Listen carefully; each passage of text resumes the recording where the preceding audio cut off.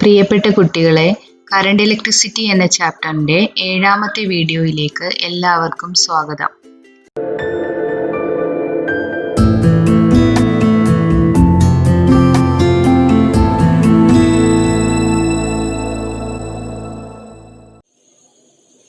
Dear students, നമ്മൾ ഇന്ന് discuss ചെയ്യാൻ പോകുന്ന topic cell EMF internal resistance. Cell എന്താണെന്ന് നിങ്ങൾക്കറിയാമല്ലോ. നമ്മൾ ഫസ്റ്റ് വീഡിയോയിൽ സെല്ലിനെ കുറിച്ച് പറയുന്നുണ്ട്, ഓർമ്മയുണ്ടാവുമല്ലോ. അപ്പോൾ എന്താണ് സെല്ല്? ഒരു കണ്ടക്ടറിൽ കൂടി ഒരു സ്റ്റഡി കറണ്ട് കണ്ടിന്യൂസ് ആയിട്ട് ഫ്ലോ ചെയ്യണമെങ്കിൽ കണ്ടക്ടറിൻ്റെ എൻഡ്സ് തമ്മിൽ ഒരു പൊട്ടൻഷ്യൽ ഡിഫറൻസ് ഉണ്ടായിരിക്കണം. ഈ പൊട്ടൻഷ്യൽ ഡിഫറൻസ് മെയിൻറ്റെയിൻ ചെയ്യാൻ നമ്മൾ എക്സ്റ്റേണലായിട്ട് അതിലേക്ക് കണക്ട് ചെയ്യുന്ന ഡിവൈസുകളാണ് സെല്ലുകളെന്ന് നമ്മൾ അവിടെ പറഞ്ഞിരുന്നു. അപ്പോൾ a cell is a simple device used to maintain a steady current in an electric circuit എന്ന് നമുക്ക് പറയാം. Cell provides electrical energy to all the components of the circuit. Cell do not produce charge. Cell maintains a potential difference which forces the charge to move in the circuit. അപ്പോൾ cell charge ഒന്നും produce ചെയ്യുന്നില്ല, പക്ഷേ ചാർജുകളെ move ചെയ്യാൻ force ചെയ്യുന്നു by maintaining a potential difference എന്നതാണ് സെല്ലുകളെ കുറിച്ച് നമ്മൾ നേരത്തെയൊക്കെ പറഞ്ഞിട്ടുള്ള കാര്യങ്ങളാണ് ഈ പറഞ്ഞത്. ഇനി ഒരു ഇലക്ട്രോ കെമിക്കൽ സെല്ലിൻ്റെ ഫിഗറാണ് ഇവിടെ കൊടുത്തിരിക്കുന്നത്. അപ്പോൾ ഇതിനെക്കുറിച്ച് നിങ്ങൾ കെമിസ്ട്രി ക്ലാസ്സുകളിൽ പഠിക്കുന്നുണ്ട്, ഇലക്ട്രോ കെമിക്കൽ സെല്ലിനെ കുറിച്ച്. അപ്പോൾ ഇലക്ട്രോ കെമിക്കൽ സെല്ലിൽ നടക്കുന്ന എനർജി കൺവേർഷൻ എന്താണ്? Chemical energy is converted into electrical energy. Chemical energy is converted into electrical energy. ഈ സെല്ലിൻ്റെ സിമ്പൽ എന്താണ്? ഇതാണ് സെല്ലിൻ്റെ സിമ്പൽ. ഇത് പോസിറ്റീവ് ഇലക്ട്രോഡ് അല്ലെങ്കിൽ പോസിറ്റീവ് ടെർമിനലിനെയും ഇത് നെഗറ്റീവ് ഇലക്ട്രോഡ് അല്ലെങ്കിൽ നെഗറ്റീവ് ടെർമിനലിനെയും റെപ്രസെൻ്റ് ചെയ്യുന്നു. അപ്പോൾ കറണ്ട് ഫ്ലോ ചെയ്യുന്നത് പോസിറ്റീവിൽ നിന്നും നെഗറ്റീവിലേക്കായിരിക്കും. ഇനി ഈ ഫിഗർ വെച്ചിട്ട് നമുക്കൊന്ന് ഇലക്ട്രോ കെമിക്കൽ സെല്ലിനെ പരിചയപ്പെടാം. ഇലക്ട്രോ കെമിക്കൽ സെല്ലിൽ എന്തൊക്കെയാണുള്ളത്? നമുക്കറിയാം, 2 ഇലക്ട്രോഡുകൾ ഉണ്ടായിരിക്കും ഇലക്ട്രോ കെമിക്കൽ സെല്ലിൽ. ഒരു പോസിറ്റീവ് ഇലക്ട്രോഡും ഒരു നെഗറ്റീവ് ഇലക്ട്രോഡും. അത് ഒരു ഇലക്ട്രോളിറ്റിക് സൊല്യൂഷനിൽ ഡിപ്പ് ചെയ്ത് വെച്ചിരിക്കുകയാണ്. അപ്പോൾ electro chemical cell has 2 electrodes, positive and negative. They are immersed in an electrolytic solution. ഇനി നമ്മൾ ഈ സെല്ലിനെ ഒരു എക്സ്റ്റേണൽ ഡിവൈസുമായിട്ട് അല്ലെങ്കിൽ ഒരു റെസിസ്റ്ററുമായിട്ട് കണക്ട് ചെയ്തിരിക്കുന്നു എന്ന് വിചാരിക്കുക. അപ്പോൾ എന്ത് സംഭവിക്കും? ഈ സെല്ലിലൂടെ കറണ്ട് ഫ്ലോ ചെയ്യും. കറണ്ട് എവിടെ നിന്ന് എങ്ങോട്ടേക്കാണ് ഫ്ലോ ചെയ്യുന്നത്? പോസിറ്റീവ് ഇലക്ട്രോഡിൽ നിന്നും നെഗറ്റീവ് ഇലക്ട്രോഡിലേക്കാണ് എക്സ്റ്റേണൽ സർക്യൂട്ടിൽ ഈ കറണ്ട് ഫ്ലോ ചെയ്യുന്നത്. പോസിറ്റീവ് ഇലക്ട്രോഡിൽ നിന്നും കറണ്ട് ഈ റെസിസ്റ്റർ വഴി നെഗറ്റീവ് ഇലക്ട്രോഡിൽ എത്തിച്ചേരും. ഇനി ഈ സെല്ലിനുള്ളിലൂടെയും കറണ്ട് ഫ്ലോ ചെയ്യുന്നുണ്ട്.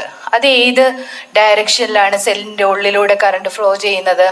നെഗറ്റീവ് ഇലക്ട്രോഡിൽ നിന്നും പോസിറ്റീവ് ഇലക്ട്രോഡിലേക്കായിരിക്കും സെല്ലിനുള്ളിലൂടെ കറണ്ട് ഫ്ലോ ചെയ്യുന്നത്. അടുത്തായിട്ട് നമുക്ക് നോക്കാനുള്ളത് EMF എന്താണെന്ന്. EMF എന്താണെന്ന് നിങ്ങൾ കേട്ടിട്ടുണ്ടോ? സ്കൂൾ ക്ലാസ്സുകളിലൊക്കെ EMFനെ കുറിച്ച് നിങ്ങൾ കേട്ടിട്ടുണ്ടാവാൻ വഴിയുണ്ട്, പക്ഷെ എന്താണെന്ന് ശരിക്കും മനസ്സിലാക്കിയിട്ടുണ്ടാവില്ല. EMFൻ്റെ ഫുൾ ഫോം എന്താണ്? ഇലക്ട്രോ മോട്ടീവ് ഫോഴ്സ് എന്നാണ് EMF. Electro motive force.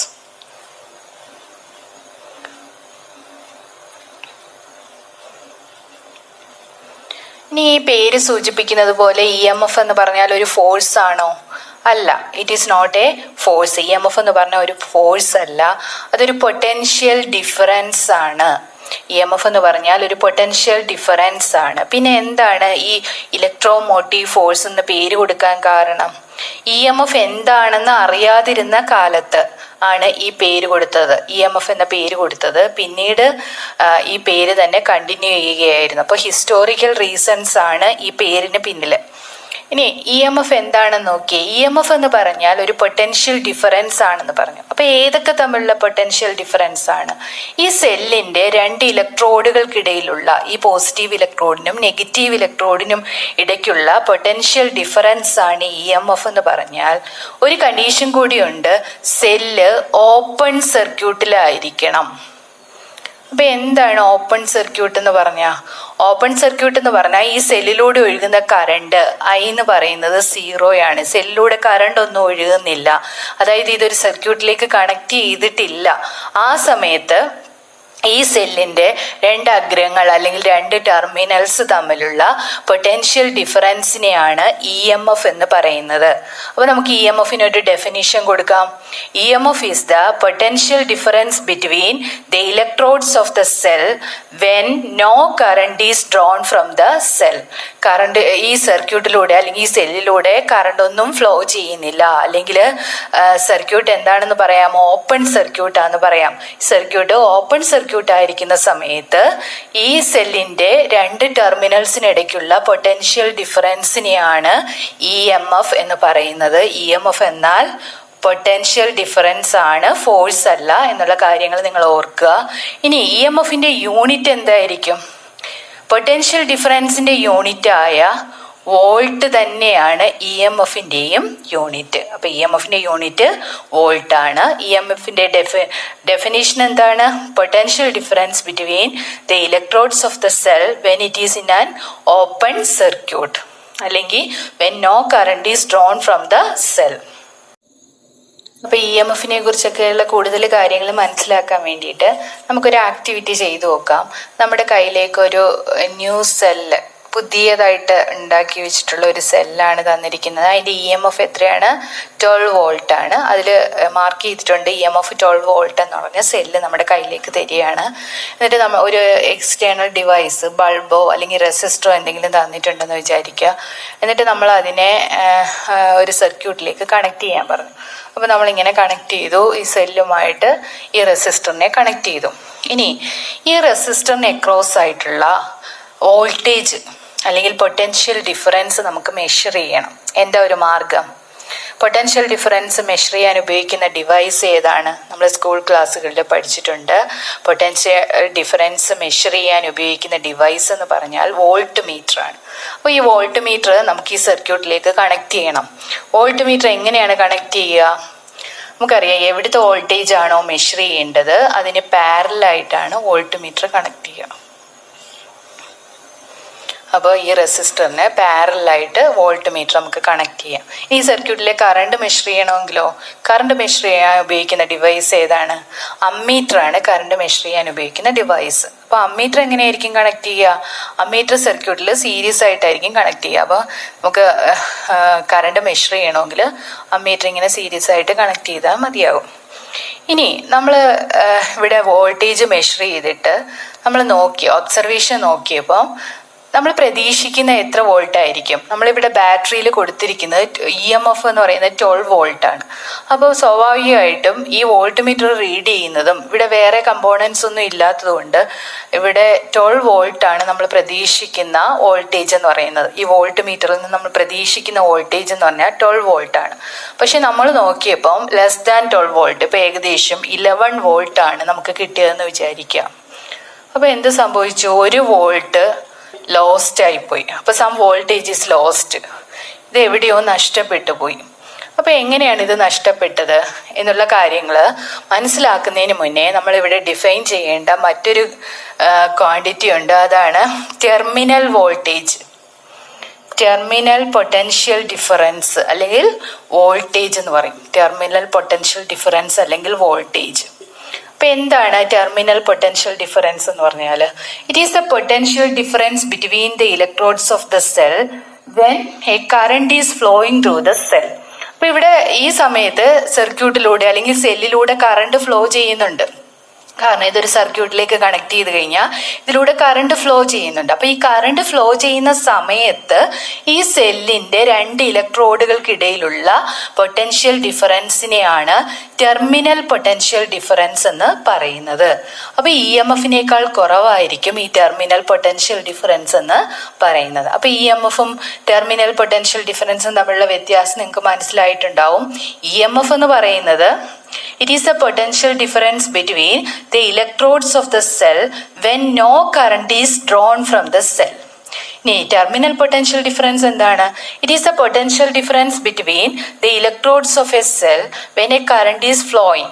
ഒരു കറണ്ട് ഫ്ലോ ചെയ്യുന്ന സമയത്തുള്ള പൊട്ടൻഷ്യൽ ഡിഫറൻസിനെയാണ് ടെർമിനൽ പൊട്ടൻഷ്യൽ ഡിഫറൻസ് എന്ന് പറയുന്നത്. ഇതിൻ്റെയും യൂണിറ്റ് എന്ത് തന്നെയാണ്? വോൾട്ട് തന്നെയാണ് ഇതിൻ്റെയും യൂണിറ്റ്. അപ്പം നമ്മൾ എന്താ പറഞ്ഞേ? ഇ എം എഫിനേക്കാൾ കുറവാണ് ടെർമിനൽ പൊട്ടൻഷ്യൽ ഡിഫറൻസ് അല്ലെങ്കിൽ ടെർമിനൽ വോൾട്ടേജ് എന്ന് പറയുന്നത്. അപ്പോൾ അതിന് കാരണം എന്താണ്? കുറച്ച് വോൾട്ടേജ് നഷ്ടപ്പെട്ട് ആ നഷ്ടപ്പെട്ട വോൾട്ടേജ് എവിടെ പോയി? ആ വോൾട്ടേജ് നഷ്ടപ്പെടാൻ കാരണം എന്താണ്? അപ്പോൾ അങ്ങനെ ചിന്തിച്ചപ്പോഴാണ് നമുക്ക് അതിനുള്ള മറുപടി കിട്ടിയത്. അതിന് കാരണം ഇന്റേണൽ റെസിസ്റ്റൻസ് ഓഫ് ദ സെല്ലാണ്. ഇന്റേണൽ റെസിസ്റ്റൻസിനെ സ്മോൾ ലെറ്റർ ആർ വെച്ചിട്ട് സൂചിപ്പിക്കാം. ഇന്റേണൽ റെസിസ്റ്റൻസ് എന്ന് പറഞ്ഞാൽ എന്താണെന്ന് ചോദിച്ചാൽ, ഒരു സെല്ലിനുള്ളിലൂടെ കറണ്ട് ഫ്ലോ ചെയ്യുമ്പോൾ ആ സെല്ലിനുള്ളിലുള്ള ഇലക്ട്രോലൈറ്റ് ആ കറണ്ടിന്റെ പാത്തിന് ഓഫർ ചെയ്യുന്ന റെസിസ്റ്റൻസ് ആണ് ഇന്റേണൽ റെസിസ്റ്റൻസ് എന്ന് പറയുന്നത്. അപ്പോൾ സെല്ലിനുള്ളിലൂടെ കറണ്ട് ഫ്ലോ ചെയ്യുമ്പോൾ ആ കറണ്ടിനുണ്ടാകുന്ന റെസിസ്റ്റൻസ്, കറണ്ടിനുണ്ടാകുന്ന തടസ്സത്തെയാണ് ഇന്റേണൽ റെസിസ്റ്റൻസ് എന്ന് പറയുന്നത്. അതായത് resistance offered to the path of current due to the material of the electrolyte of the cell is called internal resistance. അപ്പോൾ ഇന്റേണൽ റെസിസ്റ്റൻസിനെ നമുക്ക് സ്മോൾ ലെറ്റർ ആർ വെച്ചിട്ട് സൂചിപ്പിക്കാം. ഇന്റേണൽ റെസിസ്റ്റൻസിനെ ഡിപ്പെൻഡ് ചെയ്യുന്ന ഫാക്ടേഴ്സ് ഏതൊക്കെയാണെന്ന് നമുക്ക് നോക്കാം. അപ്പോൾ internal resistance of a cell depends on, first factor എന്ന് പറഞ്ഞാൽ ഡിസ്റ്റൻസ് ബിറ്റ്വീൻ ദ പ്ലേറ്റ്സ് തമ്മിലുള്ള ഡിസ്റ്റൻസ്. അതായത് നമ്മൾ സെല്ല് വരച്ച ഫിഗർ നിങ്ങൾക്ക് ഓർമ്മയുണ്ടല്ലോ, അതിലെ രണ്ട് ഇലക്ട്രോഡ്സ് ഇല്ലേ, ആ ഇലക്ട്രോഡ്സിനിടയിലുള്ള ഡിസ്റ്റൻസ്, അതായത് ഡിസ്റ്റൻസ് ബിറ്റ്വീൻ ദ പ്ലേറ്റ്സ്. രണ്ടാമത്തെ ഫാക്ടർ നേച്ചർ ഓഫ് ഇലക്ട്രോലൈറ്റ് ആണ്. ഇലക്ട്രോലൈറ്റിന്റെ നേച്ചർ മാറുന്നതിനനുസരിച്ച് ഇന്റേണൽ റെസിസ്റ്റൻസും മാറും. മൂന്നാമത്തെ factor nature of the electrodes. അപ്പോൾ ഇലക്ട്രോഡ്സിന്റെ മെറ്റീരിയൽ മാറിയാൽ ഇന്റേണൽ റെസിസ്റ്റൻസും മാറും. നാലാമത്തെ ഫാക്ടർ എന്ന് പറഞ്ഞാൽ area of the plates immersed in the electrolytes. അപ്പോൾ ആ ഇലക്ട്രോലൈറ്റിൽ മുക്കി വെച്ചിരിക്കുന്ന പ്ലേറ്റുകളുടെ ഏരിയ. അഞ്ചാമത്തെ ഫാക്ടർ ടെമ്പറേച്ചർ. അപ്പോൾ ഇത്രയും ഫാക്ടേഴ്സിനെ ഡിപ്പെൻഡ് ചെയ്യുന്നുണ്ട് internal resistance of a cell. ഇനിയും കുറേ ഫാക്ടേഴ്സ് വേണമെങ്കിൽ നമുക്ക് പറയാം. അപ്പോൾ പ്രധാനപ്പെട്ട ഫാക്ടേഴ്സ് ആണ് ഇതൊക്കെ. Internal resistance of a cell depends on distance between the plates, nature of the electrolyte, nature of the electrodes, area of the plates immersed in the electrolytic solution, temperature. Next E M F, terminal potential difference, internal resistance. ഇവ തമ്മിലുള്ള relation മനസ്സിലാക്കുന്നതിന് വേണ്ടിയിട്ട് നമ്മൾ ഇതിനെ ഒരു സർക്യൂട്ടായിട്ട് വരച്ചിരിക്കുകയാണ്.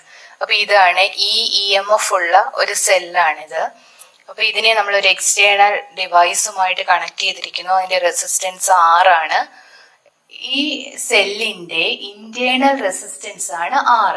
അപ്പൊ അത് നമുക്ക് കൂടുതൽ മനസ്സിലാക്കാൻ വേണ്ടിയിട്ട് അതൊന്ന് മാറ്റി വരച്ചിരിക്കുന്നു എന്നേ ഉള്ളൂ. ശരിക്കും ഈ സെല്ലിനുള്ളിലാണ് ഈ ഇന്റേണൽ റെസിസ്റ്റൻസ് നമുക്ക് വരയ്ക്കേണ്ടത്. പക്ഷേ ഇത് നമുക്ക് മനസ്സിലാക്കാൻ വേണ്ടിയിട്ട് നമ്മൾ ഇപ്പുറത്തോട്ട് വരച്ചിരിക്കുന്ന ഈ ബോക്സിനുള്ളിലുള്ള കാര്യങ്ങൾ മൊത്തം സെല്ലിനെയാണ് സൂചിപ്പിക്കുന്നത്. ഇനി നമുക്ക് ഇതിന്റെ ഒരു ഇക്വേഷൻ എഴുതി നോക്കാം. ഇക്വേഷൻ എന്ന് പറയുന്നത് E M F is equal to, ഈ ഇ എം എഫ് രണ്ടായിട്ടാണ് സ്പ്ലിറ്റ് ചെയ്ത് പോയിരിക്കുന്നത്. ഈ R എന്ന് പറയുന്ന റെസിസ്റ്ററിന് അക്രോസ് ആയിട്ടുള്ള പൊട്ടൻഷ്യൽ ഡ്രോപ്പ് ആയിട്ടും സ്മോൾ r എന്ന് പറയുന്ന റെസിസ്റ്ററിന് അക്രോസ് ആയിട്ടുള്ള പൊട്ടൻഷ്യൽ ഡ്രോപ്പ് ആയിട്ടും നമുക്ക് എങ്ങനെ എഴുതാം? Is equal to IR plus I into small r എന്ന് എഴുതാം. ഇനി I വേണമെങ്കിൽ നമുക്ക് ഇങ്ങനെ എഴുതാം, IR is equal to E minus IR എന്ന് എഴുതാം. അപ്പം ഇതിലെ ഓരോ ടേമും എന്താണെന്നൊന്ന് നോക്കിയേ. ഈ IR എന്ന് പറഞ്ഞാൽ ടെർമിനൽ പൊട്ടൻഷ്യൽ ഡിഫറൻസ് ആണ്. Terminal potential difference. E എന്ന് പറഞ്ഞാൽ EMF ആണ്. IR എന്ന് പറഞ്ഞാൽ ലോസ്റ്റ് വോൾട്ട് എന്ന് വിളിക്കാം. ഓക്കെ, ഇ എം എഫ് എന്താണ് നമ്മൾ നേരത്തെ പറഞ്ഞു. ഇ എം എഫ് എന്ന് പറയുന്നത് it is the potential difference between the electrodes of a cell when no current is drawn from the cell. അതാണ് ഇ എം എഫ്. ഇനി ടെർമിനൽ പൊട്ടൻഷ്യൽ ഡിഫറൻസ് എന്ന് പറയുന്നത് it is the potential difference between the electrodes of a cell when a current is flowing through the cell. ഇപ്പൊ current flow ചെയ്തിരിക്കുന്ന സമയത്ത് ഈ എയ്ക്കും ബിക്കും ഇടയിലുള്ള പൊട്ടൻഷ്യൽ ഡിഫറൻസ് ആണ് ടെർമിനൽ പൊട്ടൻഷ്യൽ ഡിഫറൻസ് എന്ന് പറയുന്നത്. അത് ഈ ഫിഗറിൽ നോക്കിക്കഴിഞ്ഞാൽ അറിയാം. എയ്ക്കും ബിക്കും ഇടയിലുള്ള പൊട്ടൻഷ്യൽ ഡിഫറൻസ് എന്ന് പറഞ്ഞാൽ ഈ ആറിന് അക്രോസ് ആയിട്ടുള്ള പൊട്ടൻഷ്യൽ ഡിഫറൻസ് തന്നെയായിരിക്കും. അത് I × R തന്നെയായിരിക്കും. കാരണം ഈ രണ്ട് പോയിന്റ്സിലേക്ക് തന്നെയാണ് ഈ റെസിസ്റ്റർ കണക്ട് ചെയ്തിരിക്കുന്നത്. അതുകൊണ്ട് IR ആണ് ഈ രണ്ട് പോയിന്റ്സിന് ഇടയ്ക്കുള്ള പൊട്ടൻഷ്യൽ ഡിഫറൻസ്. അത് തന്നെയാണ് ഈ സെല്ലില് ഇപ്പോഴുള്ള പൊട്ടൻഷ്യൽ ഡിഫറൻസ്. അതായത് ഒരു കറണ്ട് ഫ്ലോ ചെയ്യുന്ന സമയത്ത് ഈ സെല്ലിന്റെ രണ്ട് ടെർമിനൽസിന് ഇടയ്ക്കുള്ള പൊട്ടൻഷ്യൽ ഡിഫറൻസ് എന്ന് പറയുന്നത് ടെർമിനൽ പൊട്ടൻഷ്യൽ ഡിഫറൻസ് ആണ്. ഇനി I × R സ്മോൾ r ഇതെന്താണ്? ലോസ്റ്റ് വോൾട്ട് എന്ന് പറയാം. ഇത് എന്താണെന്ന് ചോദിച്ചാൽ it is the potential drop due to the internal resistance of the cell. ഈ സെല്ലിന്റെ ഇന്റേണൽ റെസിസ്റ്റൻസ് മൂലം ഇവിടെ ഡ്രോപ്പ് ആകുന്ന, ഇവിടെ ലോസ്റ്റ് ആവുന്ന പൊട്ടൻഷ്യലിനെയാണ് ലോസ്റ്റ് വോൾട്ട് എന്ന് വിളിക്കുന്നത്. ഇനി ഇതിൽ നിന്ന് നമുക്ക് കറണ്ടിന്റെ ഒരു ഇക്വേഷൻ എഴുതാം. കറണ്ടിന്റെ ഇക്വേഷൻ എങ്ങനെ എഴുതുന്നത്? ഈ ഇക്വേഷനിൽ നിന്നും കറണ്ടിന്റെ ഇക്വേഷൻ എങ്ങനെ എഴുതുന്നത്? Is equal to I common ആയിട്ട് എടുത്തു കഴിഞ്ഞാൽ R + R എന്ന് വരും. ഇവിടെ I കോമൺ ആയിട്ട് എടുത്തു. അപ്പൊ I is equal to E/R + R എന്ന് കിട്ടും. This is the equation for current. അപ്പൊ I is equal to EMF E/R + R. R + R എന്ന് വെച്ചാൽ total resistance of this circuit എന്ന് പറയാം. ഈ രണ്ട് റെസിസ്റ്ററുകൾ സീരീസ് ആയിട്ട് കണക്ട് ചെയ്തിരിക്കുന്നത് പോലെയാണ്. അതുകൊണ്ട് I is equal to E/R + R ആണ് ഇവിടുത്തെ കറണ്ട് എന്ന് പറയുന്നത്. ഇനി ഈ സർക്യൂട്ടിലൂടെ നിന്നും നമുക്ക് കിട്ടാൻ പറ്റുന്ന മാക്സിമം കറണ്ടിന്റെ ഇക്വേഷൻ ഒന്ന് കണ്ടുപിടിക്കാം. ഈ സർക്യൂട്ടിലൂടെ നിന്ന് കിട്ടാൻ പറ്റുന്ന മാക്സിമം കറണ്ട് എന്ന് പറഞ്ഞാൽ R ഈസ് ഈക്വൽ ടു 0 ആകുമ്പോഴുള്ള കറണ്ട് ആണ് മാക്സിമം കറണ്ട്. അതായത് R-നെ 0 ആക്കി കൊടുത്തു കഴിഞ്ഞാൽ നമുക്ക് എന്ത് വരും? I is equal to E/r എന്ന് കിട്ടും. ഇതാണ് Imax. Imax എന്ന് പറഞ്ഞാൽ maximum current that can be drawn from a cell. Maximum current that can be drawn from a cell, Imax is equal to E/R.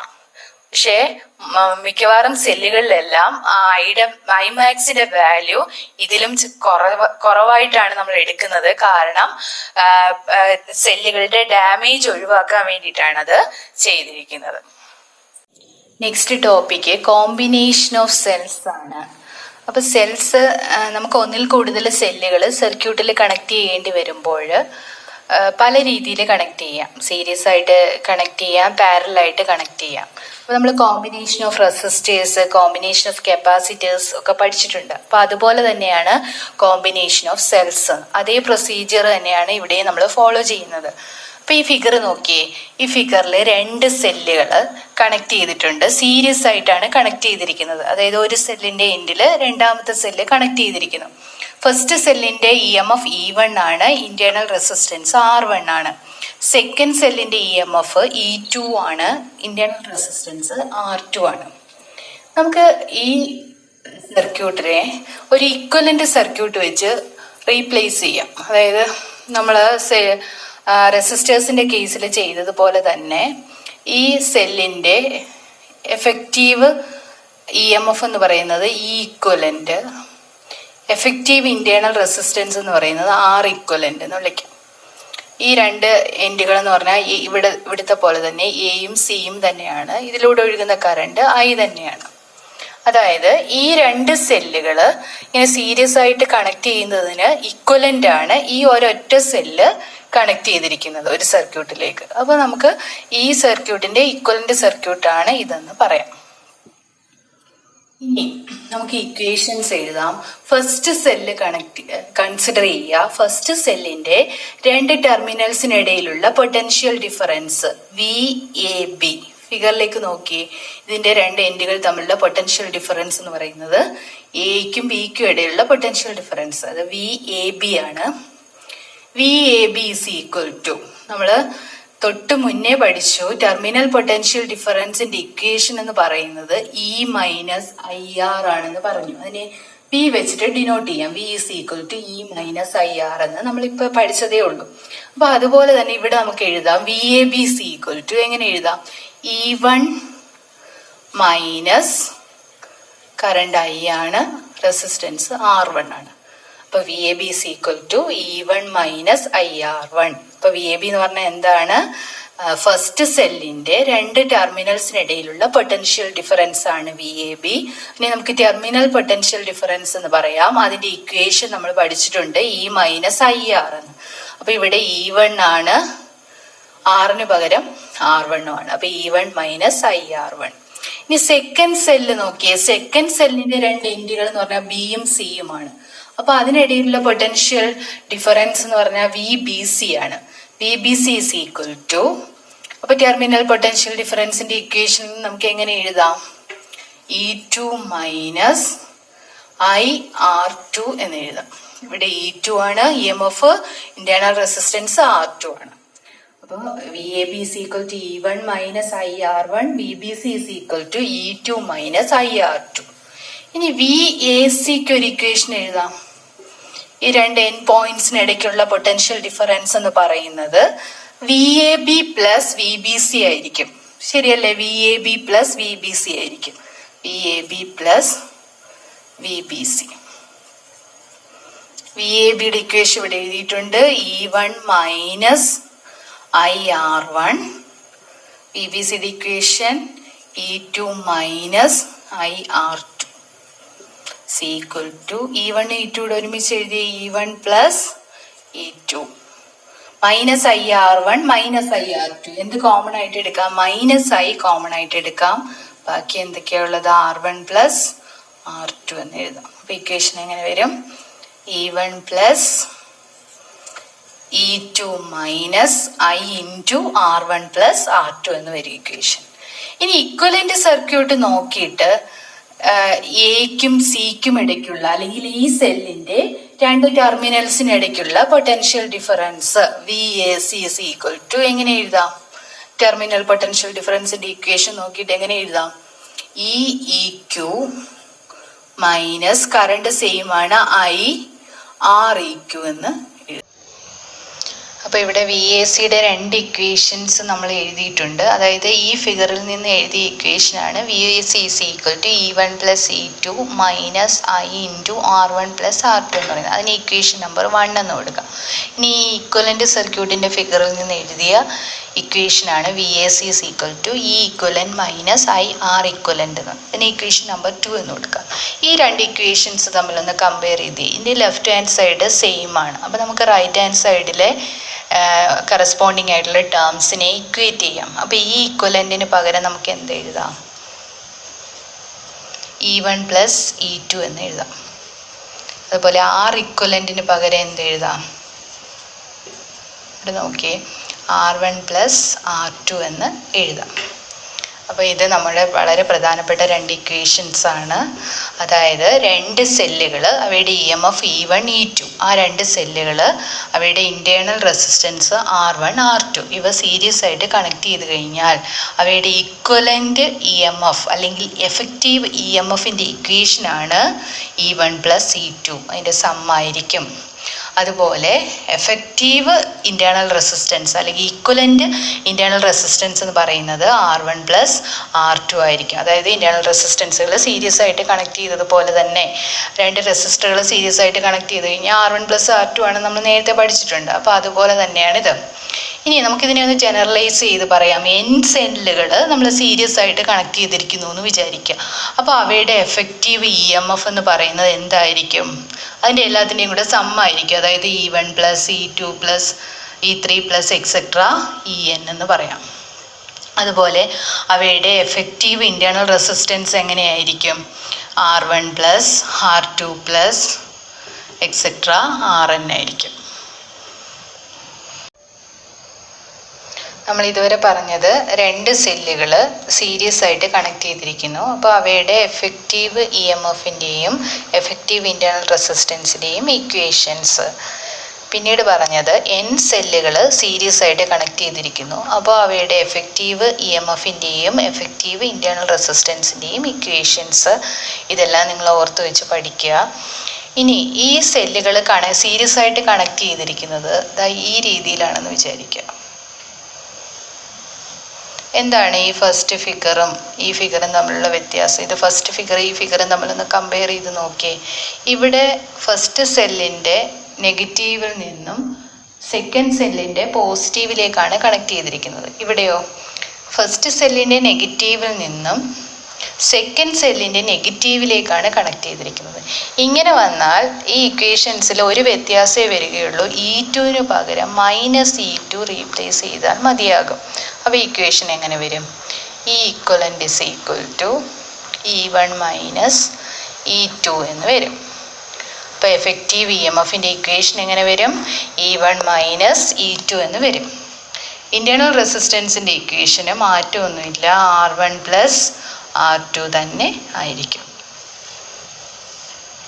അപ്പോൾ ഈ സീരീസ് കോമ്പിനേഷനെ കുറിച്ചുള്ള കാര്യങ്ങളൊക്കെ നിങ്ങൾക്ക് മനസ്സിലായിട്ടുണ്ടാവുമല്ലോ. Next topic parallel combination of cells. ഈ ഫിഗറിലേക്ക് നോക്കി, ഇവിടെ 2 സെല്ലുകൾ പാരലായിട്ട് കണക്ട് ചെയ്തിരിക്കുന്നു. ഫസ്റ്റ് സെല്ലിൻ്റെ EMF E1, internal resistance R1. Second സെല്ലിൻ്റെ EMF E2, internal resistance R2. ഈ 2 സെല്ലുകളുടെയും പോസിറ്റീവ് ടെർമിനലിലെ ഒരു പോയിന്റിലേക്ക് കണക്ട് ചെയ്തിരിക്കുന്നു, അതാണ് B1. 2 സെല്ലുകളുടെയും നെഗറ്റീവ് ടെർമിനലുകൾ ഒരു കോമൺ പോയിന്റിലേക്ക് കണക്ട് ചെയ്തിരിക്കുന്നു, അതാണ് B2. ഫസ്റ്റ് സെല്ലിൽ നിന്ന് ഒഴുകുന്ന കറണ്ടാണ് I1, സെക്കൻഡ് സെല്ലിൽ നിന്ന് ഫ്ലോ ചെയ്യുന്ന കറണ്ട് I2. ഇത് രണ്ടും കൂടെ ചേർന്ന് I ആയിട്ട് ഫ്ലോ ചെയ്യുകയും ചെയ്യും. ഇനി ഈ സെല്ലുകളുടെ ഒരു ഇക്വലൻ്റ് സർക്യൂട്ടാണ് ഇവിടെ വരച്ചിരിക്കുന്നത്. ഇതിൻ്റെ EMF E equivalent, internal resistance R equivalent, current I. അപ്പോൾ ഈ 2 പോയിന്റുകൾ എയും സിയും. ഇനി നമുക്ക് ഈ ഫസ്റ്റ് ഫിഗർ നോക്കിയിട്ട് കറണ്ടിൻ്റെ ഇക്വേഷൻ ഒന്ന് എഴുതാം. I എന്ന് പറയുന്നത് I1ൻ്റെയും I2ൻ്റെയും സമ്മായിരിക്കും. I1 പ്ലസ് I2 ആയിരിക്കും. ഇനി ഇക്വേഷൻ നമ്പർ 1 എന്ന് കൊടുക്കുക. നമുക്ക് ഈ ഫിഗർ നോക്കിയാൽ തന്നെ മനസ്സിലാവും, ഈ I1ഉം I2ഉം കൂടി B1 എന്ന് പറയുന്ന പോയിന്റിൽ വെച്ച് കമ്പൈൻ ചെയ്തിട്ട് I ആയിട്ട് ഫ്ലോ ചെയ്യുന്നു. അപ്പോൾ നമുക്ക് എന്ത് പറയാം? I is equal to I1 plus I2 എന്ന് പറയാം. ഇനി നമ്മൾ ഫസ്റ്റ് സെല്ലാണ് കൺസിഡർ ചെയ്യുന്നത്. ഫസ്റ്റ് സെല്ലിൻ്റെ 2 എൻഡുകൾ B1ഉം B2നും ഇടയ്ക്കുള്ള പൊട്ടൻഷ്യൽ ഡിഫറൻസിനെ നമുക്ക് V എന്ന് വിളിക്കാം. V is equal to VB1 minus VB2 ആണ്. അപ്പോൾ ഫസ്റ്റ് സെല്ലിൻ്റെ 2 എൻഡുകൾ തമ്മിലുള്ള പൊട്ടൻഷ്യൽ ഡിഫറൻസിൻ്റെ ഇക്വേഷൻ നമുക്ക് എങ്ങനെ എഴുതാം? നമ്മൾ ടെർമിനൽ പൊട്ടൻഷ്യൽ ഡിഫറൻസിൻ്റെ ഇക്വേഷൻ പഠിച്ചിട്ടുണ്ട്, E മൈനസ് IR എന്ന് പഠിച്ചിട്ടുണ്ട്. അപ്പോൾ അത് വെച്ചിട്ട് ഇവിടെ എങ്ങനെ എഴുതാം? E1 മൈനസ് I1 R1 എന്ന് എഴുതാം. അപ്പോൾ V is equal to E1 minus IR1 എന്ന് എഴുതാം. അതാണ് ഇക്വേഷൻ നമ്പർ 2 എന്ന് വിളിക്കാം. അപ്പോൾ ഫസ്റ്റ് സെല്ലിൻ്റെ 2 എൻഡുകൾ തമ്മിലുള്ള പൊട്ടൻഷ്യൽ ഡിഫറൻസിൻ്റെ ഇക്വേഷനാണ് V is equal to E1 minus I1 R1 എന്ന് എഴുതിയിരിക്കുന്നത്. ഇനി സെക്കൻഡ് സെല്ല് കൺസിഡർ ചെയ്തേ. അതിൻ്റെ 2 എൻഡ് പോയിൻറ്റ്സും B1ഉം B2ഉം തന്നെ അല്ലേ? അപ്പോൾ അതിനിടയിലുള്ള പൊട്ടൻഷ്യൽ ഡിഫറൻസും സെയിം V തന്നെയായിരിക്കും. B1 മൈനസ് VB2 തന്നെയായിരിക്കും. കാരണം ഇത് പാരലൽ കോമ്പിനേഷൻ ആയതുകൊണ്ട് പൊട്ടൻഷ്യൽ ഡിഫറൻസ് സെയിം ആയിരിക്കും. അപ്പോൾ V തന്നെയായിരിക്കും. അപ്പോൾ ടെർമിനൽ പൊട്ടൻഷ്യൽ ഡിഫറൻസിൻ്റെ ഇക്വേഷൻ വെച്ചിട്ട് നമുക്കിതിനെ എങ്ങനെ എഴുതാം? E2 ആണ് ഇവിടെ, Eക്ക് പകരം E2 മൈനസ് I2 R2 എന്ന് എഴുതാം. അത് ഇക്വേഷൻ നമ്പർ 3. അപ്പോൾ ഇവിടെ എന്താണ് ചെയ്തത്? നമ്മൾ ഫസ്റ്റ് സെല്ലിൻ്റെ 2 എൻഡ് പോയിന്റുകൾ B1ഉം B2നും ഇടയ്ക്കുള്ള പൊട്ടൻഷ്യൽ ഡിഫറൻസിൻ്റെ ഇക്വേഷൻ എഴുതി, E1 മൈനസ് I1 R1 എന്ന് എഴുതി. ഇനി സെക്കൻഡ് സെല്ലിൻ്റെ 2 എൻഡ് പോയിന്റുകളായ B1നും B2നും ഇടയ്ക്കുള്ള പൊട്ടൻഷ്യൽ ഡിഫറൻസിനെ V വെച്ച് തന്നെയാണ് ഡിനോട്ട് ചെയ്യുന്നത്. അതിൻ്റെ ഇക്വേഷൻ എന്താണ്? E2 മൈനസ് I2 R2 എന്ന് എഴുതി. ഇങ്ങനെ നമുക്കിപ്പോൾ 3 ഇക്വേഷൻസ് കിട്ടി.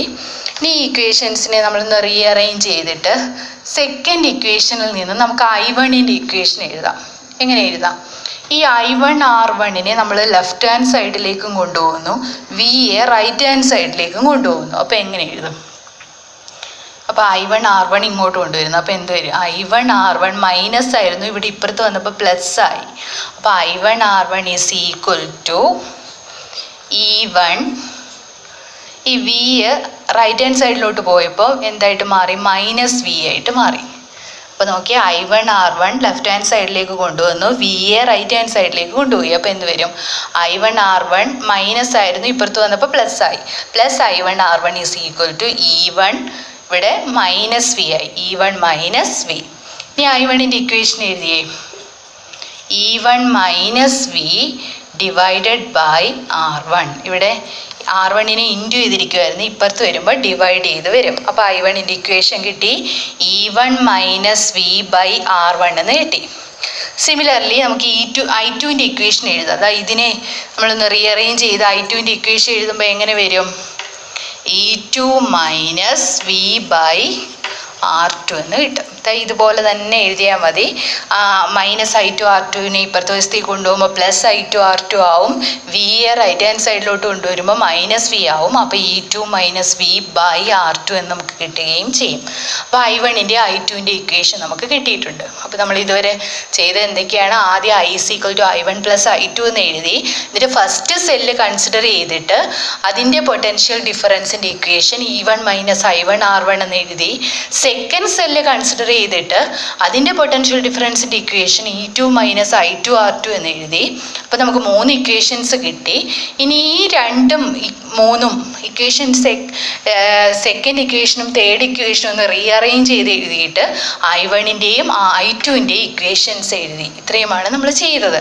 ഇനി നമ്മൾ എന്താണ് ഈ I1ഉം I2ഉം ഈ ഫസ്റ്റ് ഇക്വേഷനിലേക്ക് സബ്സ്റ്റിറ്റ്യൂട്ട് ചെയ്യുന്നു. ഫസ്റ്റ് ഇക്വേഷനിലേക്ക് I1ഉം I2 എന്ന് സബ്സ്റ്റിറ്റ്യൂട്ട് ചെയ്ത് പറഞ്ഞേ. I = I1ന് പകരം എന്ത് കിട്ടും? E1 - V by R1 plus I2ന് പകരം E2 - V ബൈ R2 എന്ന് കിട്ടും. അപ്പോൾ ഐയുടെ ഇക്വേഷൻ എങ്ങനെയാണ് കിട്ടിയിരിക്കുന്നത്? E1 - V by R1 plus E2 - V by R2. ഇനി ഇതിനെ ഒന്ന് റീഅറേഞ്ച് ചെയ്ത് എഴുതിയേ. സെപ്പറേറ്റ് ഡിവൈഡ് ചെയ്യുക. ഇതിനെ എങ്ങനെ കിട്ടും? E1 by R1 minus V by R1 plus ഇനി ഇതിനെയും സെപ്പറേറ്റ് ഡിവൈഡ് ചെയ്ത് E2 by R2 minus V by R2. അപ്പോൾ ഐയുടെ ഇക്വേഷനാണിത്. ഇതെങ്ങനെയാണ് കിട്ടിയത്? ഈ ഇക്വേഷനിൽ ഓരോന്നിനെയും സെപ്പറേറ്റ് ഡിവൈഡ് ചെയ്ത് എഴുതി. ഇതിലെ ഓരോന്നിനെയും R1 വെച്ച് ഡിവൈഡ് ചെയ്ത് എഴുതി. അപ്പോൾ E1 by R1 minus V by R1, ഇത് E2 by R2 minus V by R2 എന്ന് കിട്ടി. ഇനി ഒന്നുകൂടി റീഅറേഞ്ച് ചെയ്ത് എഴുതിയേ. ഈ 2 ടേംസ് അടുത്ത് എഴുതാം നമുക്ക്. E1 by R1 plus E2 by R2. ഇനി ബാക്കി 2 ടേംസ് നോക്കി. ഇതിനകത്ത് കോമൺ ആയിട്ട് എടുക്കാൻ എന്തെങ്കിലും ഉണ്ടോ? -V ഉണ്ട്. -V ഇൻറ്റു ബാക്കി എന്തുകൊണ്ട് ഇതിനകത്ത്? -V കോമൺ ആയിട്ട് എടുത്തു കഴിഞ്ഞാൽ പിന്നെ 1 ബൈ R1 വരും. ഇതിനകത്ത് എന്ത് വരും? 1 ബൈ R2 വരും. അപ്പോൾ നോക്കിയത് എങ്ങനെയാണ് കിട്ടിയത്? ഒന്നുകൂടി റീഅറേഞ്ച് ചെയ്ത് ഈ E1ഉം E2ഉം അടുത്തടുത്തായിട്ട് എഴുതി. അപ്പോൾ എന്ത് കിട്ടി? E1 by R1 plus E2 by R2 എന്ന് കിട്ടി. പിന്നെ സെക്കൻഡ് ടേമും ഫോർത്ത് ടേമിലും കോമൺ ആയിട്ട് എടുക്കാൻ -V ഉണ്ടായിരുന്നു. അപ്പോൾ അത് കോമൺ ആയിട്ട് എടുത്തപ്പോൾ എന്ത് കിട്ടി? 1 by R1 plus 1 by R2 എന്ന് കിട്ടി. ഇനി വീണ്ടും ഇതിനെ ഒന്ന് റീഅറേഞ്ച് ചെയ്യുകയാണ്. ഇവിടെ LCM ആയിട്ട് നമുക്ക് R1 R2 എടുത്താൽ ഇതിനെ വീണ്ടും ഒന്ന് റീഅറേഞ്ച് ചെയ്ത് എഴുതാം. LCM ആയിട്ട് R1 R2 എടുത്തു കഴിഞ്ഞാൽ എന്ത് കിട്ടും? R1 R2 അപ്പോൾ എന്നിട്ട് ക്രോസ് മൾട്ടിപ്ലൈ ചെയ്ത് എഴുതുക. അപ്പം E1 R2 പ്ലസ് ഇത് ക്രോസ് മൾട്ടിപ്ലൈ ചെയ്യുമ്പോൾ എന്ത് കിട്ടും? E2 R1 എന്ന് കിട്ടും ഈ ടേം. അപ്പോൾ ഈ ടേം എങ്ങനെ എഴുതിയത്? ഇവിടെ LCM എടുത്തു. LCM എടുത്തപ്പോൾ എങ്ങനെ കിട്ടി? R1 R2 അപ്പോൾ പിന്നെ ഇത് ക്രോസ് മൾട്ടിപ്ലൈ ചെയ്ത് എഴുതി. E1 R2 plus E2 R1 എന്ന് എഴുതി. E2 R1 എന്ന് എഴുതി. -V ഇൻറ്റു ഇതും അതുപോലെ LCM എടുത്ത് ക്രോസ് മൾട്ടിപ്ലൈ ചെയ്ത് എഴുതിയപ്പോൾ എങ്ങനെ കിട്ടി? LCM R1 R2 എന്ന് കിട്ടും. അപ്പോൾ ഇത് ക്രോസ് മൾട്ടിപ്ലൈ ചെയ്യുമ്പോൾ ഇവിടെ 1 ഇൻറ്റു R2 എന്ന് പറഞ്ഞാൽ R2, ഇവിടെ 1 ഇൻറ്റു R1 എന്ന് പറഞ്ഞാൽ R1.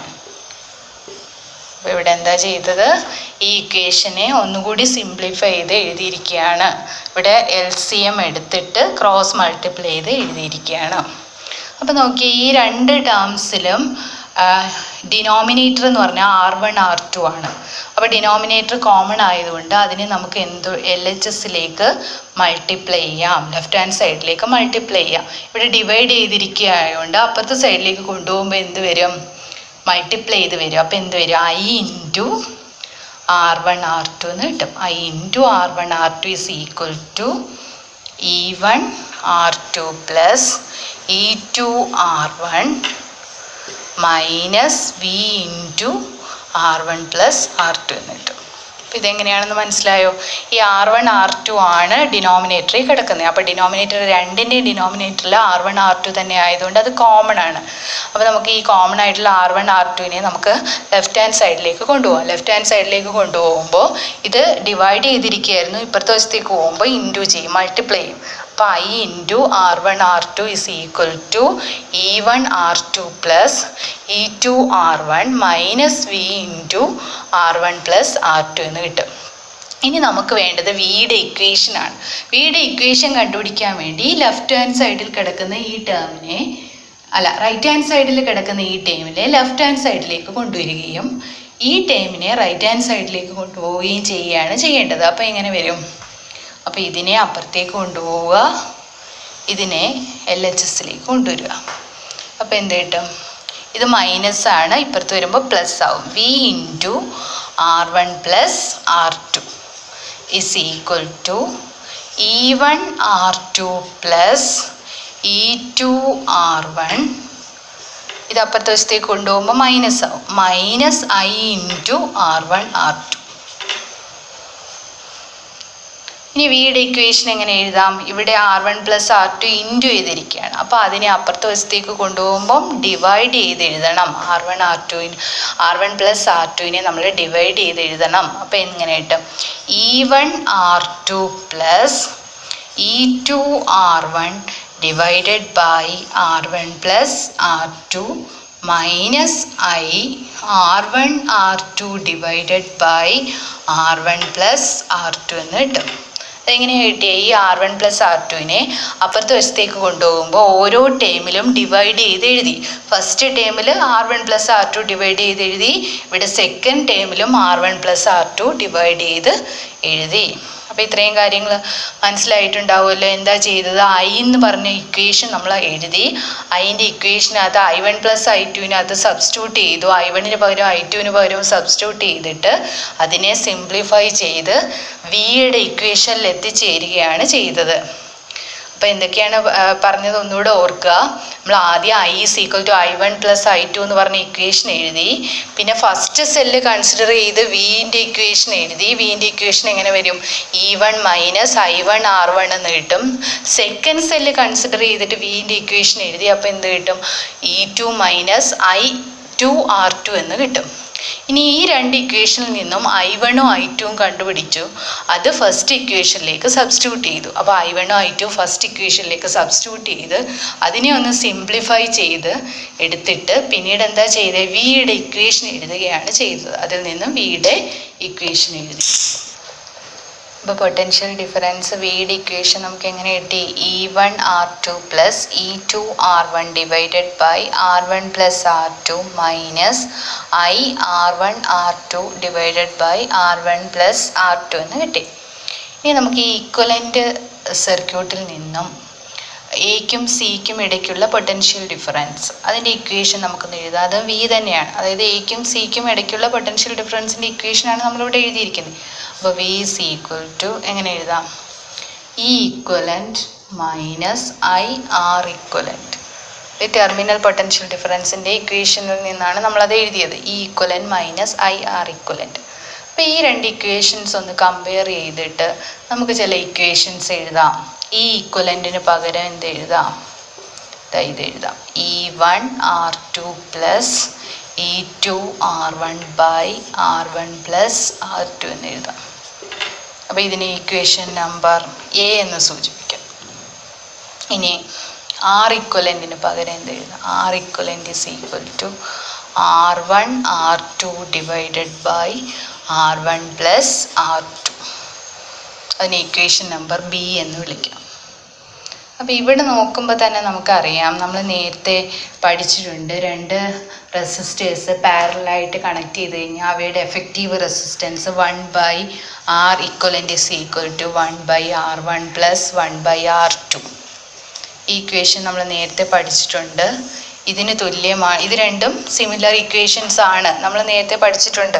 R1 R2 divide by R1 plus R2 എന്നൊക്കെ പറഞ്ഞ് പഠിച്ചത് ഓർമ്മയുണ്ടാവുമല്ലോ. അപ്പോൾ അതിൻ്റെ പാരലൽ കോമ്പിനേഷൻ്റെ ഇക്വേഷൻ നമുക്ക് അവിടെ ഇങ്ങനെയായിരുന്നു കിട്ടിയത്. 1/R is equal to 1/R1 plus 1/R2 എന്നാണ് കിട്ടിയത്. അപ്പോൾ ഇവിടെ എന്ത് എഴുതാം? എഫക്റ്റീവ് ഇൻറ്റേർണൽ റെസിസ്റ്റൻസിൻ്റെ equation 1/R equivalent is equal to 1/R1 plus 1/R2 എന്ന് കിട്ടും. അതിൽ സംശയമൊന്നുമില്ല. ഇനി നമുക്ക് നോക്കിയേ, ഈ രണ്ട് ഇക്വേഷൻസിനെ നമുക്കൊന്ന് ഡിവൈഡ് ചെയ്ത് എഴുതാം. ഡിവൈഡ് ചെയ്യുമ്പോൾ എങ്ങനെ കിട്ടും? ഇതിൻ്റെ ലെഫ്റ്റ് ഹാൻഡ് സൈഡുകൾ ഡിവൈഡ് ചെയ്യുമ്പോൾ എങ്ങനെ കിട്ടും? E equivalent divided by R equivalent എന്ന് കിട്ടും. ഇസ് ഈക്വൽ ടു, അപ്പോൾ ഇത് തമ്മിൽ ഡിവൈഡ് ചെയ്യുമ്പോൾ നോക്കി, ഈ R1 പ്ലസ് R2, ഇവിടെയും R1 പ്ലസ് R2 ഉണ്ട്. അപ്പോൾ അത് തമ്മിലങ്ങ് ക്യാൻസലായി പോയിക്കോളും. ഇവിടെ ഒരു R1 പ്ലസ് R2 ഉണ്ട്, ഇവിടെയും R1 പ്ലസ് R2 ഉണ്ട്. അപ്പോൾ അത് ക്യാൻസലായി പോയിട്ട് ബാക്കി എന്ത് കിട്ടും? E1 R2 plus E2 R1 divided by R1 R2 എന്ന് കിട്ടും. അപ്പോൾ ഇതിനെ നമുക്ക് ഇങ്ങനെ എഴുതാൻ പറ്റുമോ എന്ന് നിങ്ങളൊന്ന് നോക്കിയേ. E equivalent divided by R equivalent is equal to E1 by R1 plus E2 by R2 എന്ന് എഴുതാൻ പറ്റുമോ നോക്കിയേ. ഇതൊന്ന് സിംപ്ലിഫൈ ചെയ്ത് കഴിഞ്ഞാൽ LCM എടുത്ത് R1 R2 upon cross multiply ചെയ്ത് E1 R2 plus E2 R1. അപ്പോൾ രണ്ടും ഒന്ന് തന്നെയല്ലേ. അപ്പോൾ അതിനെ നമുക്ക് ഇങ്ങനെ എഴുതാം. E equivalent divided by R equivalent is equal to E1 by R1 plus E2 by R2 ആയിരിക്കും. ഇനി രണ്ട് സെല്ലുകൾ ഇതുപോലെയല്ല കണക്ട് ചെയ്തതെന്ന് വിചാരിക്കാം. ഒരു സെല്ല് ഇങ്ങനെയും കണക്ട് ചെയ്തു, അടുത്ത സെല്ലിൻ്റെ തിരിച്ചും കണക്ട് ചെയ്തു. അതായത് ഒരു സെല്ലിൻ്റെ പോസിറ്റീവും മറ്റൊരു സെല്ലിൻ്റെ നെഗറ്റീവും തമ്മിൽ ഒരു പോയിന്റിലേക്കും കണക്ട് ചെയ്തു. ഇവിടുത്തെ നെഗറ്റീവും പോസിറ്റീവും തമ്മിൽ ഒരു പോയിന്റിലേക്കും കണക്ട് ചെയ്തു. ഇങ്ങനെയാണ് പാരലായിട്ട് കണക്ട് ചെയ്തതെങ്കിൽ എന്ത് വ്യത്യാസമാണ് വരിക? നമ്മൾ സീരീസ് കോമ്പിനേഷനിൽ പറഞ്ഞത് കണക്ക് E2 പകരം -E2 എന്ന് എഴുതിയാൽ മതി. ബാക്കി എല്ലാം അതുപോലെ തന്നെ. E2 പകരം -E2 എന്ന് എഴുതിയാൽ മതി. ബാക്കി എല്ലാം അതുപോലെ തന്നെ. അപ്പോൾ എങ്ങനെ വരും?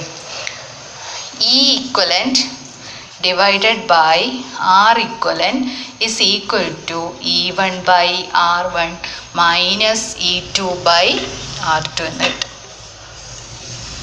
അപ്പോൾ രണ്ട് സെല്ലുകൾ ഇതേ രീതിയിലാണ് പാരലായിട്ട് കണക്ട് ചെയ്തിരിക്കുന്നതെങ്കിൽ, ഇതേ രീതി എന്ന് പറഞ്ഞാൽ എന്താണ്? ഈ രണ്ട് സെല്ലുകളുടെ ഒന്നിൻ്റെ പോസിറ്റീവും മറ്റൊന്നിൻ്റെ നെഗറ്റീവും തമ്മിൽ ഒരു പോയിന്റിലേക്ക് കണക്ട് ചെയ്തിരിക്കുന്നു. അതുപോലെ തിരിച്ചും.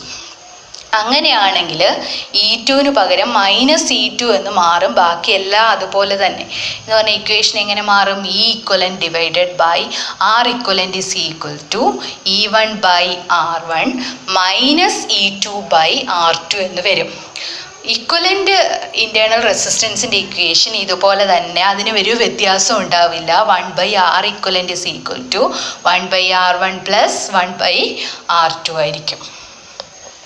അപ്പോൾ നമ്മൾ ഇതുവരെ ഡിസ്കസ് ചെയ്തത് പാരലൽ കോമ്പിനേഷൻ ഓഫ് സെൽസ് ആണ്. രണ്ട് സെല്ലുകൾ EMF E1, internal resistance R1, E2 R2 ഉള്ള രണ്ട് സെല്ലുകൾ ഇതേ രീതിയിൽ പാരലൽ കോമ്പിനേഷൻ ആയിരിക്കുമ്പോൾ ഉള്ള equations E equivalent divided by R equivalent is equal to E1 by R1 plus E2 by R2. അതുപോലെ അവയുടെ എഫക്റ്റീവ് ഇൻറ്റേർണൽ റെസിസ്റ്റൻസിൻ്റെ equation 1/R equivalent is equal to 1/R1 plus 1/R2. ഇനി രണ്ട് സെല്ലുകൾ ഇതേ രീതിയിലാണ് പാരലൽ കോമ്പിനേഷനിൽ എങ്കിൽ, അതായത് നോക്കുക, വലിയ വ്യത്യാസമുണ്ട്. ടെർമിനൽസ് വേറൊരു രീതിയിലാണ് കണക്ട് ചെയ്തിരിക്കുന്നതെന്ന് നേരത്തെ പറഞ്ഞു. അപ്പോൾ ഇക്വേഷൻസ് എങ്ങനെ മാറും? E equivalent divide by R equivalent is equal to E1 by R1 minus E2 by R2 എന്ന് മാറും. ഇൻറ്റേർണൽ റെസിസ്റ്റൻസിൻ്റെ ഇക്വേഷന് മാറ്റമൊന്നുമില്ല, ഇത് തന്നെ. 1/R equivalent is equal to 1/R1 plus 1/R2. ഇനി നമുക്കിതിനെ ജനറലൈസ് ചെയ്ത് പറയാം. N സെല്ലുകൾ പാരലായിട്ട് കണക്ട് ചെയ്ത് കഴിഞ്ഞാൽ അവയുടെ ഇക്വേഷൻസ് എങ്ങനെയായിരിക്കും? E equivalent divided by R equivalent is equal to E1/R1 plus E2/R2 plus etcetera EN/Rn ആയിരിക്കും. അതുപോലെ അവയുടെ ഇൻറ്റേർണൽ റെസിസ്റ്റൻസിൻ്റെ equation 1/R equivalent is equal to 1/R1 plus 1/R2 plus etcetera 1/Rn ആയിരിക്കും. ഇത് നമ്മൾ നേരത്തെ പാരലൽ കോമ്പിനേഷൻ ഓഫ് റെസിസ്റ്റേഴ്സിൽ പഠിച്ച equation തന്നെയാണ്. n റെസിസ്റ്റേഴ്സ് പാരലായിട്ട് കണക്ട് ചെയ്താൽ അവയുടെ എഫക്റ്റീവ് റെസിസ്റ്റൻസിൻ്റെ ഇക്വേഷൻ ഇതുപോലെ വരുമെന്ന് നേരത്തെ പഠിച്ചിട്ടുള്ളതാണ്. അപ്പോൾ ഈ ഡെറിവേഷൻസ് എല്ലാം നിങ്ങൾ നന്നായിട്ട് എഴുതി പഠിക്കുക, ഇക്വേഷൻസ് ഒക്കെ ഓർത്ത് വെക്കുക. Thanks for watching this video.